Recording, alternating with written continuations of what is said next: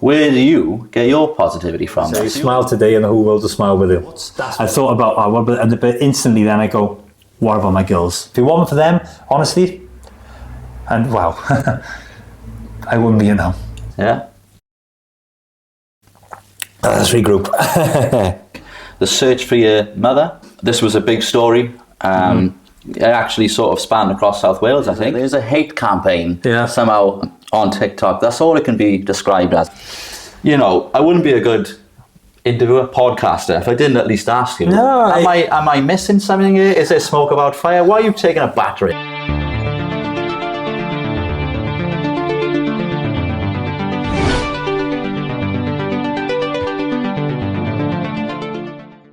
Hello YouTube, welcome back to my channel Fluck Fights. You'll recognise this guy in the chair this week. He's got 68,000 followers on TikTok, around 20,000 odd on Facebook, if we add it up, I'd say, Steve. Yeah, collectively, yeah. So you'll know him as Stay Positive with Steve, or the Clean and Fresh Man. That's what he is. He's a business owner and a content creator, and he makes videos promoting positivity and motivation. Correct. So, but yeah, thanks for coming on. And how are you doing at the minute anyway, Steve? I'm all right. I'm all right. Mentally, I'm all right. Just drained, just tired with the move with work and changing. Well, obviously same site, just moving down, but getting rid of everything, getting organised, and it's been chaotic the last couple of weeks, to say that. It's been a stressful part of the year to start with. Yeah, well, obviously going back throughout the year, it's been a mad year for you, and to be fair.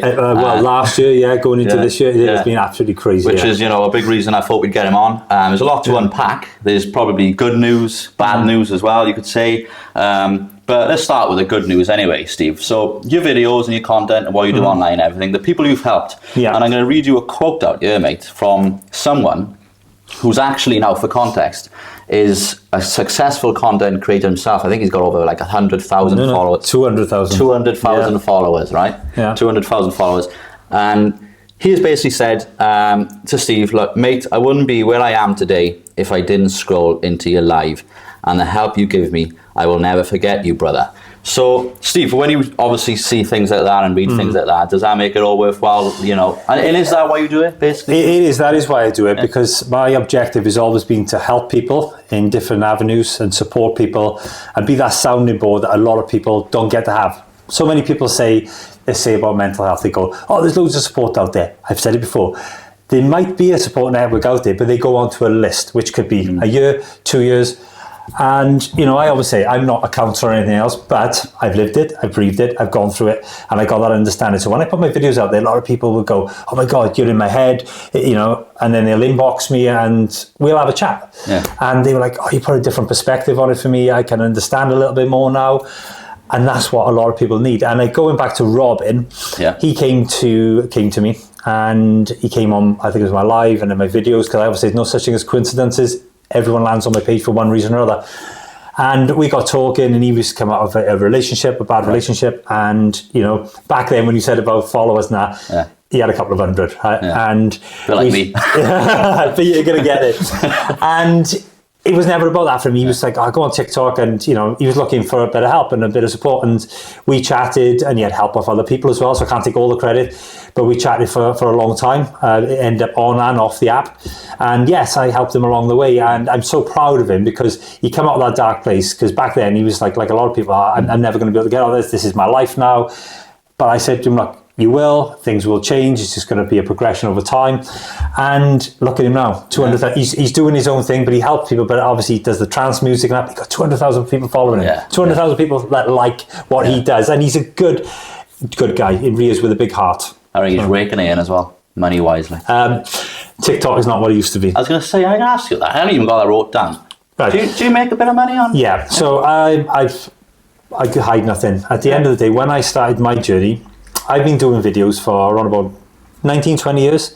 No. It goes back a long time, because I started through my business avenue, because with the line of business that I'm in, I caught on a long time ago as a young man. I was like, nobody's doing videos. Why ain't anyone describing what you're doing? And so I started doing that, and I engage an audience. And I was like, what about if I start just being myself, just day-to-day stuff? And it started working, and buy into it. They loved it. Be me. I always say, because people come to me all the time, oh, I want to be a content. What should I do? I said, be yourself.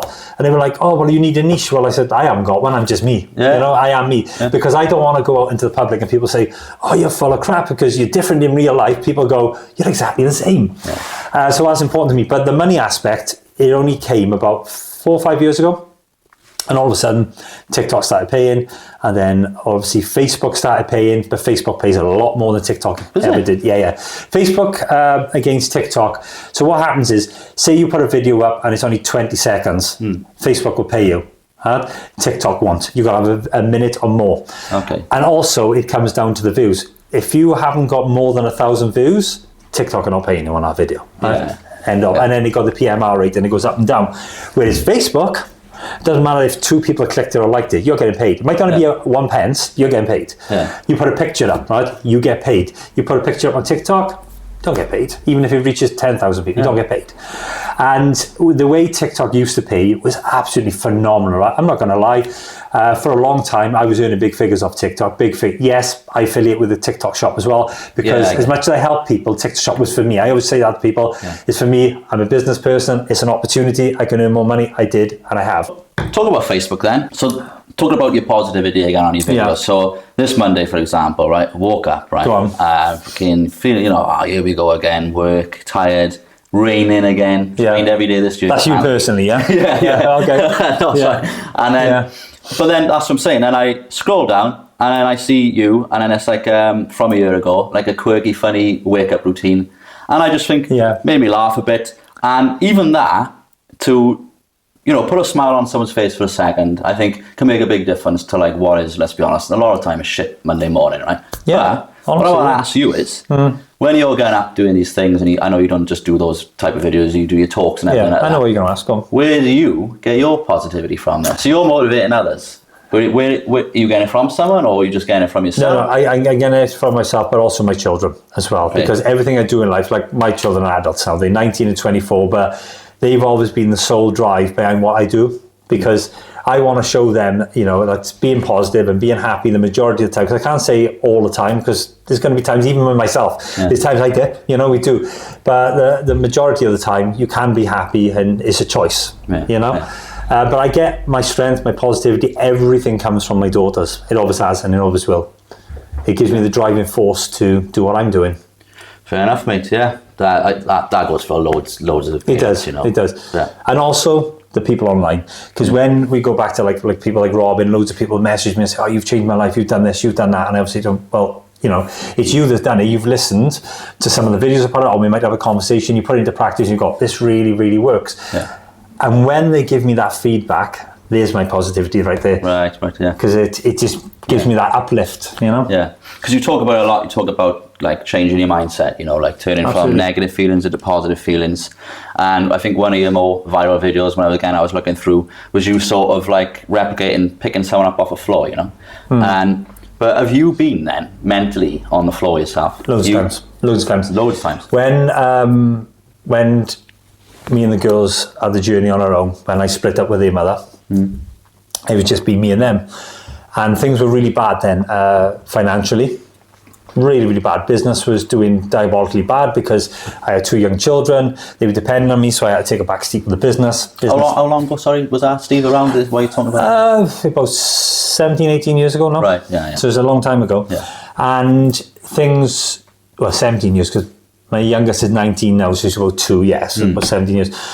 And things were really very bad financially, because I couldn't really earn money. I couldn't push the business. I had to put the girls first. So when people say money don't bring you happiness, right, believe me, if you haven't got any money, if you got in a position where your washing machine breaks down and you haven't got the money to buy one, right, you're having a sleepless night and you're going to be stressed, right, or the debt and stuff like that. So I always disagree with people when they say money don't bring you happiness. I said it can bring you contentment, because believe me, a person which was there, and I was getting up every night going to bed every night, crying into my pillow, going, oh my God, put my girls to bed, try and be happy for them, and going, how am I going to do this tomorrow? How am I going to pay the bills tomorrow? How am I going to put food on the table?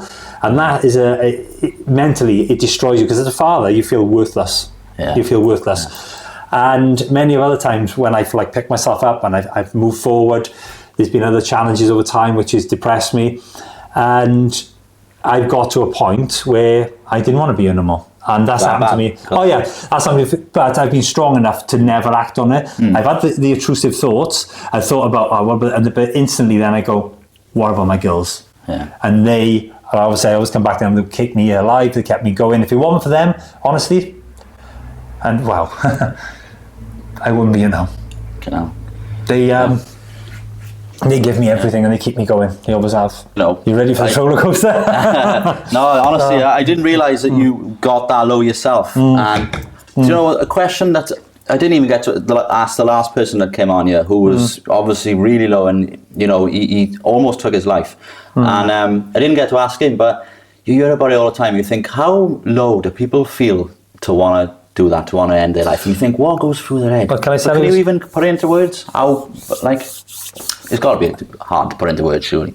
It is hard, because for me, and all I can talk about my experience, the first time I ever felt it, I remember that everything was closing in. I was finding it difficult to pay the mortgage. I was finding it difficult to pay everything, because we had financial ruins. There was a lot of things that happened at that time as well, out of my control, which put me in that position. And mentally, I was going, right, I'm letting the girls down. There was a lot of stuff in the background as well. I heard a lot of negativity and a lot of people just doing all this. And I was like, the world would be a better place without me in it. Right. And that's the way I was at with it. Yeah. And I just felt like I didn't want to be here. I just felt like, I don't know, and this is really, really difficult, and it's horrible when I say this, but I actually was feeling comfort, thinking to myself, well, if I end this, I'm going to get peace. And I actually was excited about that. Wow. That is horrible to even say that. And people I've talked to over time, when I've said it to them, they've gone, oh my God, I've thought that myself. I think, you know, each person might have a different view on it, but that's what I was excited about. And then I realised, this is wrong. This is wrong, you know, and I'm one of the lucky ones which would have never have acted on it. But I want to share something with you. And when you find my podcast, you'll find it. There's a guy I had on, Phil, his name is, you see on the podcast, lovely guy, ex-police officer. And we was having these conversations about mental health and so forth. And he told me, because he broke me when he told me that he wanted to end his life at one point. And he said, I got up early in the morning, and basically he went to the train track, and he said, I was stood there, and he said, I was just waiting for the train to come. He said, I feel cold now. He said, I just want it out. And he said, all of a sudden, I looked up on a platform, and there's this woman there with these blue eyes, and oh God, it's quite emotional. And he was going, I was looking at her, and I was thinking, I can't do this, because she's going to see me die. And I can't do it.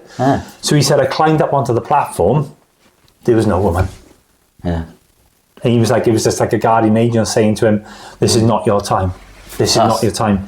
And that really choked me when I was on that side having these conversations with him, you know? But yeah, like you hear about that all the time, like divine intervention and things. Because again, the last person I had on here, Dan Richards, who, you know, he was just amazing. And he said about, look, he was just about to end his life. I got to be careful with the words I use as well, apparently. But it's unalive is usually the correct thing. But yeah, I mean, awful story, but obviously it's really good now that he's helping others and that. But he said that he was just about to grab the knife and, you know, do what he was going to do. And he basically said to his father, which again is chilling to hear, he said, look, if you don't want me to join you because his father passed away, you better do something now. And he said it felt like someone slapped the knife out of his hand, which is another bit of divine intervention. You start thinking, like, is it maybe just like your brain is at the last line of defense where your brain just acts about you thinking, like, did he see...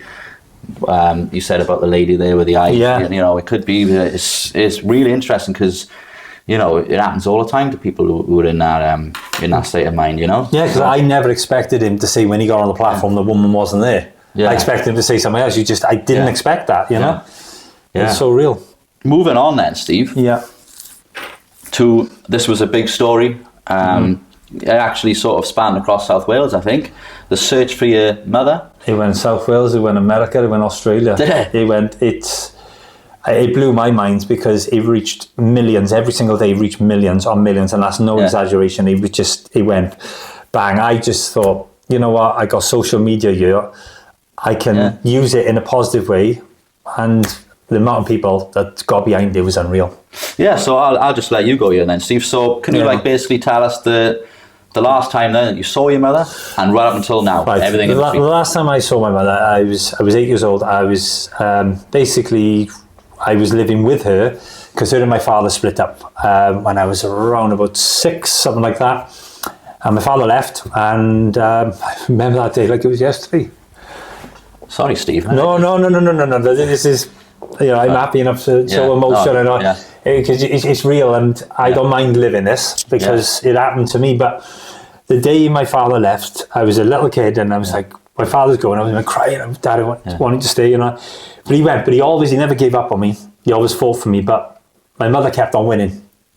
They went to court, and she kept on winning and winning. And the last shot was she moved me to Bari, and I was about 8 years old, and then I think it got to the point where I remember saying, like, I want to go with my father, and she finally rings him, I'm going to bring him to you. I think it was Cardiff bus station. Yeah, it was the bus station. And she always remember she dropped me off with this bag of clothes, because my father always said, just had this sack of clothes, which is soaking wet, sodden. He said, I end up throwing them. We end up buying you new. And that was the last time that I ever seen her. And growing up then, I had a lot of anger inside me.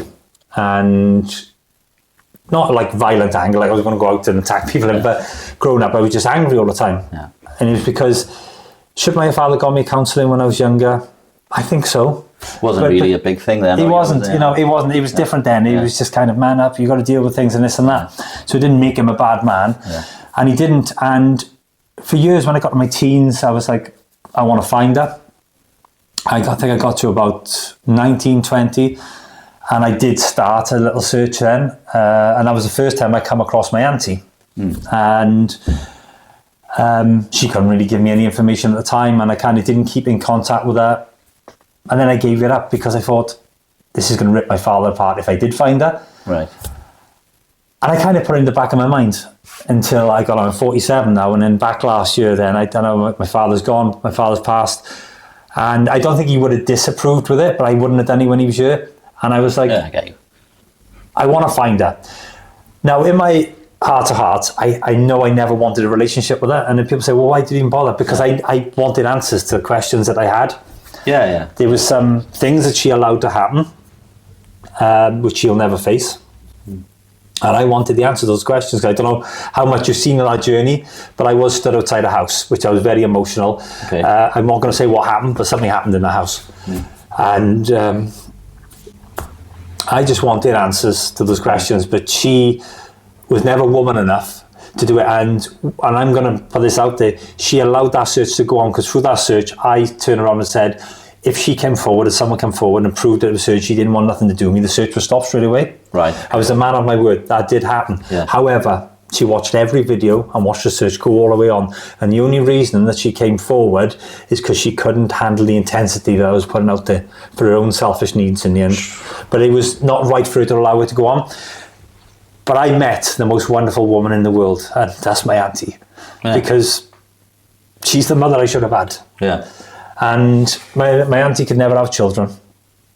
So, and unknown to me, when I found my auntie all these years ago, because she was the first one that I found through, it was her brother, then I found her. And she said she hadn't seen her neither. Right. So when my mother cut me off, she cut her family off as well. Her father, her mother, so she never attended her mother's funeral, her father's funeral. She just cut everyone off, which was unbelievable. So my auntie met her, and I encouraged my auntie to have a relationship with her, because she was a sister at the end, and she was young when she was dead. My auntie was 16 when I was born. But my birth mother wanted nothing to do with me. And I've accepted that, that's fine. Because I never want the relationship, but I think she had the opportunity to face me and put it to bed, and then one day she's going to leave this earth like we all are. At least she could have gone with a clear conscience, knowing she's done the right thing, but she chose not to. So we've never met. So that still never met. No, never met. Wow. But I've got my auntie, and I've said to my auntie numerous times, we talked about the other day, I said, my journey, because I was saying anything happens for a reason, was to find you, and for me to find her for you. And the remarkable thing about that search was my auntie got the Salvation Army involved years ago.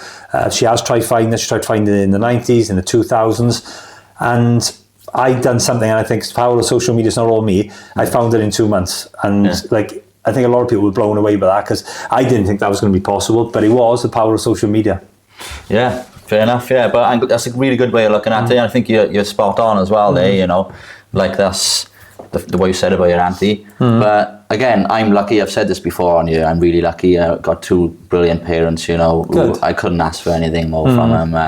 To me, like the best parents in the world. Yeah. I'm not going to get embarrassed because they don't watch my videos anyway. So. Yeah. But you said about your mother there. But what about your dad then? What was he like? My dad, he was an amazing man. Yeah. I miss him every day. Sorry, Steve. No, when did he pass? On the 8th of May 2020. Oh, so yeah. It wasn't COVID. It was just he had a lot of health conditions. But what I hated was the fact was he went into hospital for the COVID in the April and on the March. Sorry, we knew he'd never come out because 2 years prior to that they told us he was terminal. Yeah. And they put him on these like wonder drugs that they'd try this, try that. But he knew that nothing was going to happen. But he went into hospital and we hit the COVID, and that was the last time I seen him. Oh, mate. That's all right, honestly. Oh. That was horrible. My father he just meant everything to me. Yeah. Because I was ringing him every day in hospital and thought there was bad things happening there where the NHS was stressed, and they just moved him from hospital to hospital. And when he was dying, they just like his care just went on. No, they weren't interested. And I always remember because they wouldn't let me see him because of COVID, and I rang up and rang the authorities, and I can't remember where I rang now. And I remember kept on going and going. In the end, they finally agreed that I could see him. And he rang me up and he got angry on the phone. My father was an angry person. He said, "Stop what you're doing." I said, "No." He said, "Stop what you're doing. You're not coming to see me." But I don't know why. Because he didn't want me to see him die. And he did. It's hard. I did, obviously, when he passed, I went to the hospital and seen him then, but I know now he was protecting me. Yeah. But it was hard. Losing my father was probably the hardest thing. I had to go through it. Yeah. Especially when you got to carry your father's coffin as well. Yeah, I can't. It's unbelievable, but he's with me every day, in here and in here. Set me off now, mate. No, I know. Just things like this are always going to make me emotional, but... Okay. Let's regroup. Go on. Okay, sorry. No, sorry. So... Oh, this is a bad place to go now from you. No, you carry on. Go on. Sorry. Okay.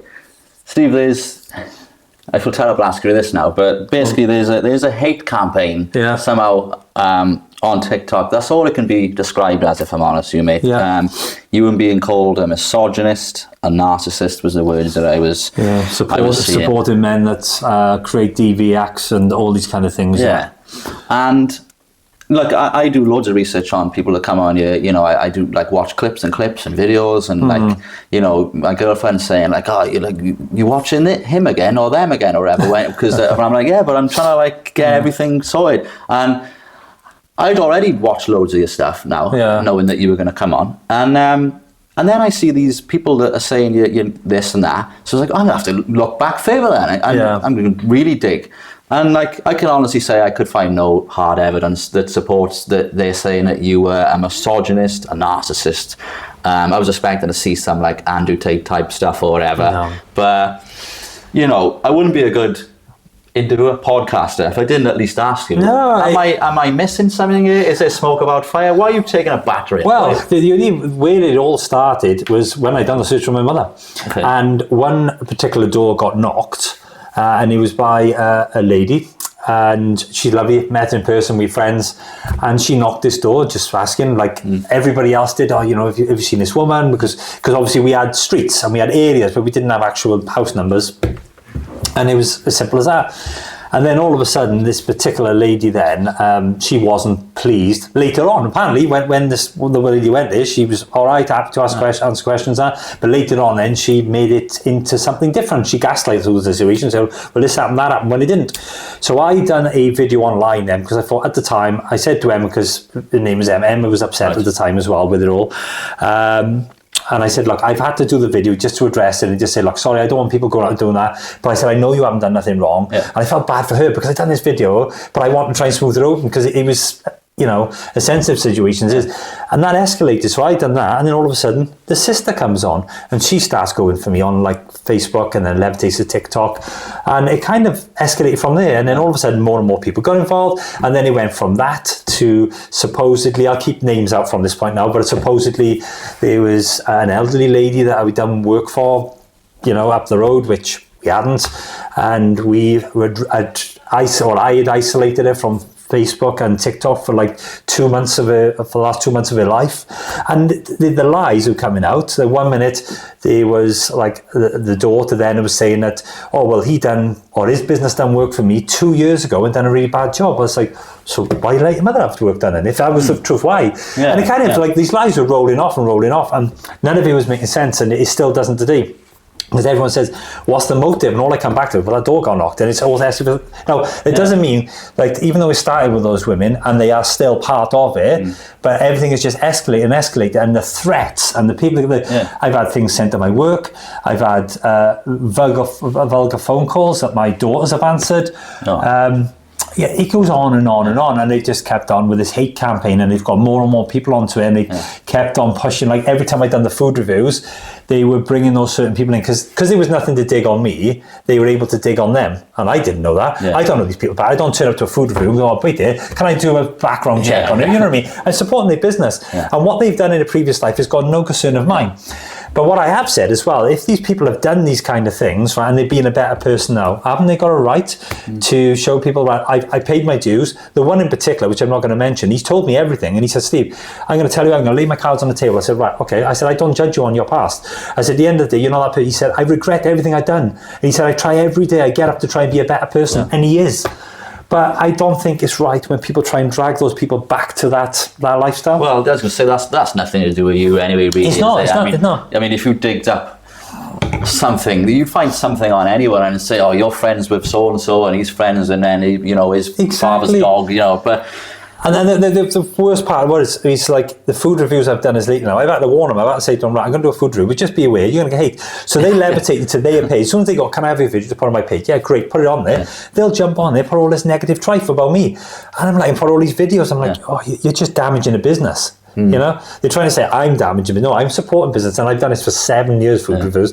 It's crazy. I'm going to get it now, aren't I? Just through association with you, Probably. I seen one video, right? It was that mad. It was actually like it was analysing in slow motion your expression. Oh, sorry, it was a micro expression. I know. I can't believe it. And then there was one part. It was like, oh, look at the way he itched his ear. Or he's rubbing his nose. I just feel like if you're gonna, and like they're doing, like you said, leaving reviews and that on your business, I feel like that doesn't just damage you. Maybe they don't like you, whatever. Maybe they thought, Steve comes across a bit of a prick, right? But anything else, I just think like when you're going to go and do these reviews, because you're not just damaging you, then you've got employees who've obviously got mouths to feed, and it's like, is it really worth it? So. Yeah. Lucky enough, a lot of the businesses, they're aware of it. They follow me. That's how they, like say, some food reviews I'll go to myself randomly. But lately, over the last couple of years, a lot of people will say, can you review? And they're fully aware of it, so they know.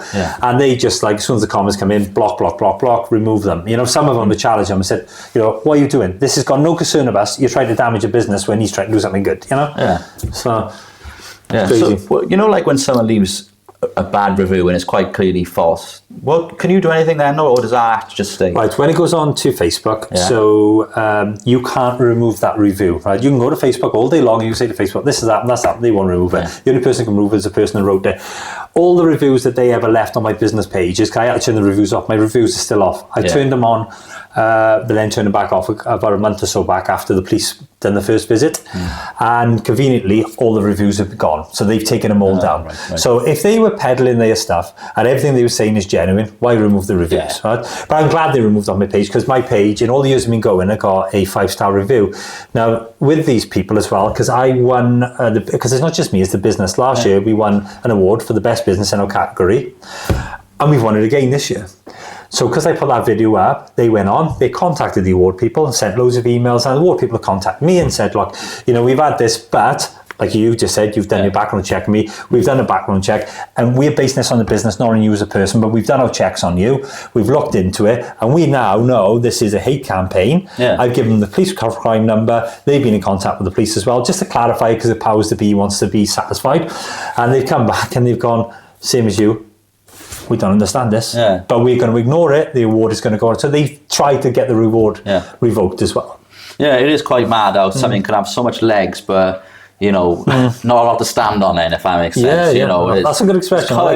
Just come up with that. That's good. Well done. Comment after comment as well. I was like, what the? Do you think a lot of them are just making videos because some of them have got a lot of views and and they're like, I'm going to get on this. And one in particular, right? I'm not going to name her, right? Because she's been like pushing ahead more than anyone else at this moment in time. If you look at the video she does on me, right, it gets a lot of legs. Right?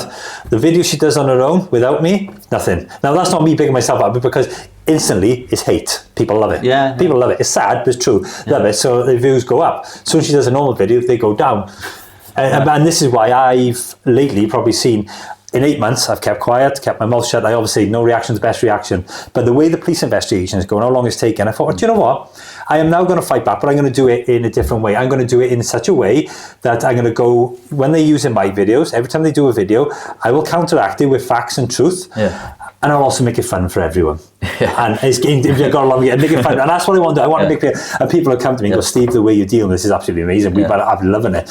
But I will only do it if they do. And so my whole objective is, if they stop, then I won't need to do no more. Simple as that. And they haven't done that for 3 days now. They might watch this and they'll be back on it. My ear's itching, I know. I know. But no, what I will say though, that you'd be happy to hear, is I only found this, mine, because I was looking through TikTok, and obviously I'm finding it because I was looking for... So it's not like as if it's like Facebook and things. It's not really like... Like my friend follows you, and I said, have you seen this shit Steve's getting? He's like, no. He's like, he's not on TikTok. So I think a lot of it, to be fair, is TikTok, which is another entity in itself. It is, and this is why, with my business platform, obviously I share everything. I do my food reviews on it, share my day-to-day business, share my day-to-day life. But when I talk about serious stuff, mental health and that don't go on my business page. Certain things don't.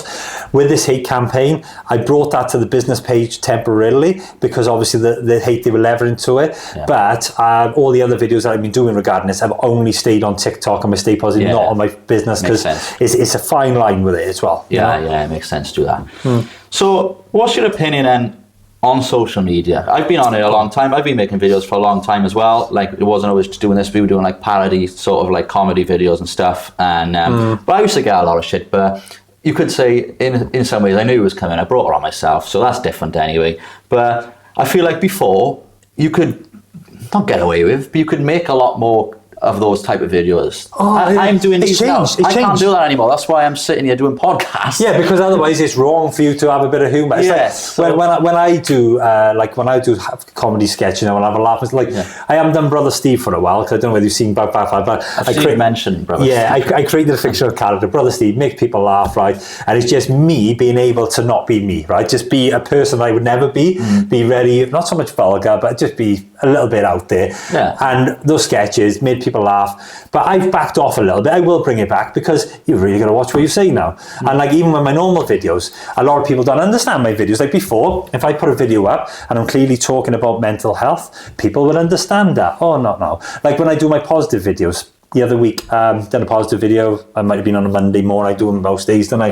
And about, you could change your life, you could do this, you could do that, look at your environment. And then people were coming on and going, oh, but what if you're disabled? What if you can't do this? Telling people to get out there and just do it. And I'm like, well, that video's not for you. You know what I mean? So it's gone that way now. And it's like anything you say now will be twisted. Yeah, take it personally. Yeah, it seems like you said with your comedy stuff, it's crazy.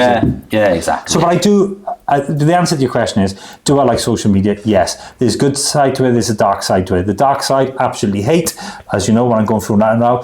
But the good side is the people that you make smile, the people you help, and the people that message you. Go to, do you know what? I've been watching you for a while. You've changed my perspective. You make me laugh. You make me smile. I just love your silly little videos, your joke videos. And a lot of people say to me, and this has come up loads of times, especially when they met me in person, they said, you make me feel normal. Because when I do my day-to-day stuff, I might go in home back, I go, oh, look at these, they've got eggs already on the channel, stuff like that. And people say, you make me feel normal, because you say things that we are thinking, then you'll put it on a video, and you go, oh, so I am normal thinking that way. Yeah. You know? Just simple things like that. Yeah, exactly. I agree with what you're saying. All right then, Steve. Last ones. Sort of easier ones, just little quick fire ones, right? Actually, might be tough, but obviously you do food reviews. Yes. What is the best food review you've done? The best food you've had when you've done it? I will never say. No? The reason I'll never say is because my reviews are important to me and important to the businesses, and I want to help every business out there I can. And yes, when I go to do a food review, sometimes I'll give a 7, I'll give an 8, and sometimes I'll give a 10, right? And there's reasons why I do that, because there might be something that I feel needs to improve. You know, but I would never clarify one business better than the other. I can't do that. It goes against everything that I stand for. I'll ask you your worst one off camera then. No.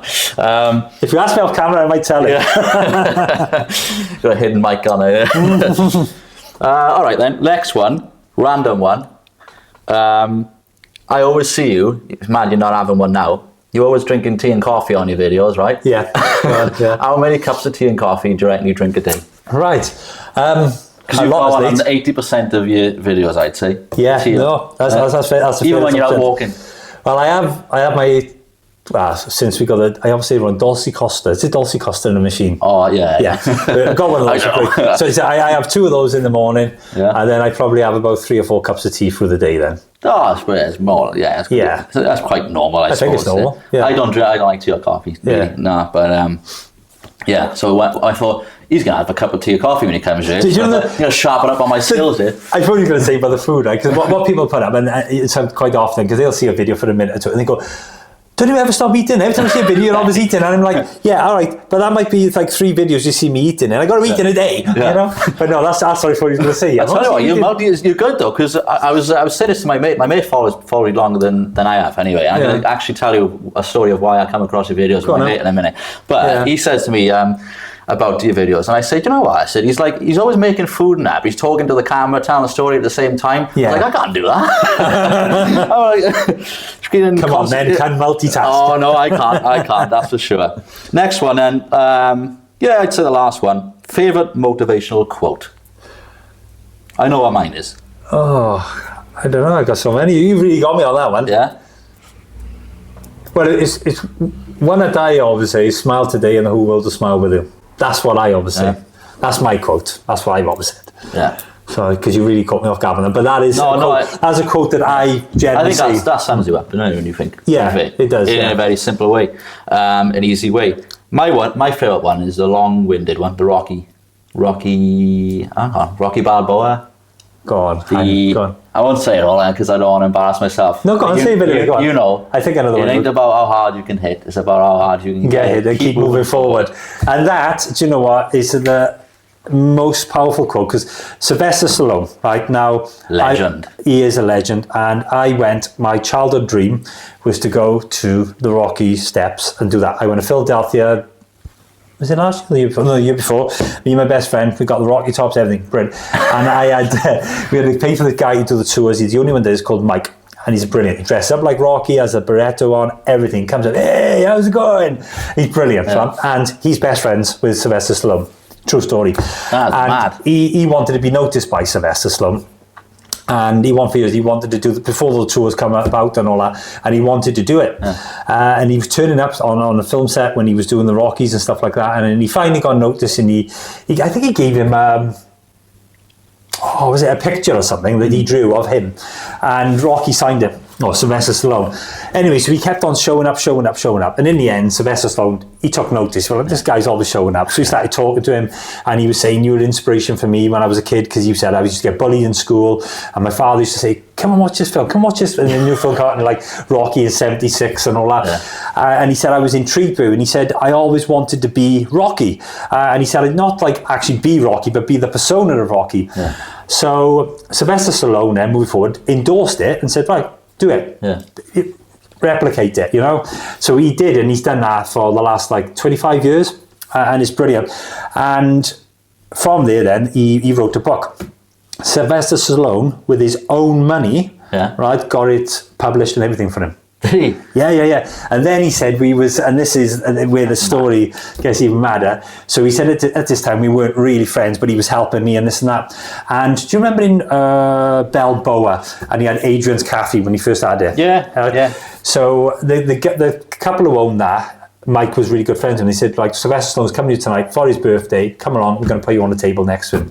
So this is where it all really hit off, and they become like really close friends. Yeah. So anyway, so he said, Sylvester Stallone goes outside, I goes outside, and he starts talking. Yeah. And he said, I starts talking about the film. And he said, just like that, he turned into Rocky Balboa. He goes, oh, what are you doing? And he said he was just mad. He said he was literally Rocky in front of me. Yeah. And he said, from that conversation, me and him just went like that. And he showed me, he had his phone number, his phone, texted them back and forth. And he said, Sylvester Stallone is one of the nicest men you'd ever meet. And he said, all those quotes in the film, is because that's how Sylvester's is. He's about positive. I follow Sylvester online, and the positivity that comes out of him, he is. I love the person I'd like to meet is him. Same, yeah. Yeah. People say all the time, they say, oh, would you get starstruck if you met this one now? And I always say that probably Sylvester Stallone would be one. Yeah, I think I love Ricky Gervais as well. Yeah, he's good. But going back to Rocky, I haven't got it now, but I'm asking you now, what's the best one then, do you reckon? The best film? Yeah. I would say Tough, isn't it? it is tough, right? Because they're all good and they've all got a good story to it. I'd not say number 3 because Mr. T, right? Yeah. And what I love is that line when Rocky's in. He said, "Come on, my mother can hit harder than that." That one line, I love that line in that film. But no, Rocky 3. Yeah, that was awesome. the most action-packed one on there. It is. I think it is. And like, It's got 3 different fights. Another one is the one with Thunder Lips, Hulk Hogan. That's a charity fight. But you got that, and then you got the Clubber Lang that he loses to, and then obviously he comes back, beats him, and you got the whole bromance with Apollo and the train. yeah, no, that was brilliant. I love that in 3. That's why I like 3 because they built up such a good relationship. Yeah. And like Apollo was beasting him all the way through, and it was brilliant. And what made it is at the end of the film when he owed him that favour, and we never seen that fight. It was just kept as a mystery, like, you know. But I think he did say it in one of them at the end, and he said Apollo did beat him, didn't he, or something like that. Yeah, he did. He said it on the Creed, innit? You know, like a separate franchise, Creed. Yeah. But, and after that, I say Rocky 4 or Ivo Drago. Yeah, I always think that for me, it's 2, 3, and 4. I can't separate them. 3 because it's so action packed. 4, the music. It is. And do you know what the mad thing is, right? People disagree with me. You might not, right? Now, when I first seen number 1, right, I was like, oh, it's quite crap. This is. And then, but I was like, I'm intrigued for number 2, and then I got into it. Yeah, and then 3, 4, and then 5. I love 5 as well. The street fight. Yeah, it's got nice moments in the 5th one, but the second one for me as well is because for me, like we're going to talk about bloody like father-son bonding again here, but that for me was like my dad. Like obviously I watched the first one, like you said, it was like he lost. And it was like for the second one, then it was like one of my first memories where I was really like. Because when you're younger, if I was like 8 or 9, you feel like it's real. So you're like actually being happy for someone else. I remember like jumping up with my dad, like Rocky's just shocked the world and won the... It is, and you know what? It's not a Rocky podcast. So. No. This is what I like to say to people as well. It's like about movies, right? Yeah. And now Rocky is the most inspiration of any movie you're going to get, right? And when you're watching it, you feel inspired and encouraged. Yeah. But that's why I say to people, grab hold of that feeling and run with it. Because a lot of people, they feel inspired. Oh, I can do this, and I get up next day and forget about it. Yeah. Run with it. Yeah. But it's amazing. That's why I like the Rocky films. And believe it or not, right, any time in my life that I have felt down, right, I'll watch the Rocky movies. Yeah. Because it inspires me, it encourages me, and it's just awesome. And do you know, when I got my ear things on when I'm in the gym, it's all Rocky. I love it. It's awesome. Same. Yeah, it's brilliant, isn't it? I was just too embarrassed to say. Yeah, no, I do. No one else knows I got him on, but I'm there and I'm going for it. And me, because you just feel like you're in your own world. I have the... I'm in the certain beach and come on! Yeah, that's what I'm like. Yeah, I always have like the like even the ones where like, you know, he's fighting and you got like at the second film when he's like, oh no, I think it's the first one ever. He's like, when Apollo's like, and Mickey's literally like, stay down. Yeah. Rocky gets up into the music. Yeah. I have that in my headphones. Yeah. It's brilliant. It's like I said, I loved Rocky 3, and like even though I watch it, you're still excited. Like when he's hitting him, he's just about to go down. You go, go on. I know, like, and then you're like, yeah. Literally, I know. I'll just be literally watching clips of it all over. I'm gonna watch it now tonight. I know. Yeah. 10 minutes of this podcast have been about Rocky. Yeah. if no one's watched it, they've turned it off now. But I think that's a good way to end, Steve. We're the best movie franchise ever. That was it. I want to tell you how I come across the videos. Oh yeah, my mate. Yeah. So I don't know if let's be funny. So my mate, right, he goes to Asda's every single Saturday early in the morning, right, and he goes past on a bike and he's seen you recording, And he says to me, because he knows I did videos. He used to do videos with me. He said, "Oh, who's this local guy? He's doing videos in his sort of front garden." I said, "Oh, I don't know." And then he come across you, and he said, "Oh, this is him." So we both started watching the videos. Yeah. But anyway, I don't know if you remember him. Is one video, and he goes past on his bike, and he waves to you, and you say, "Oh," and you wave, and you actually mention it on the video. You say, "Oh, I do remember. That's today." That's how I come across your videos. That's my mate. Every Saturday, he goes down. Tell him to stop and say hi next time. I will. Yeah, I will. Yeah. Steve. Yeah, it's been a pleasure. Thank you very much, mate. Oh, you're welcome. So last thing there. So stay positive with Steve on TikTok, yeah? Stay positive, Steve. TikTok, Facebook, and then stay positive, Steve, on YouTube as well. And don't forget to subscribe as well. I know I keep asking, don't want to be like every other twat that keeps asking everyone to subscribe. But yeah, nearly at 1,000 now that I can get monetization on YouTube. And Facebook, are going to have to start paying me as well after what I found out as well. So I got around 7,000 on Facebook, so hopefully soon then. You can apply for it now. If you've got 7,000 on Facebook, you can apply for it. I'm going to do it now. See you soon.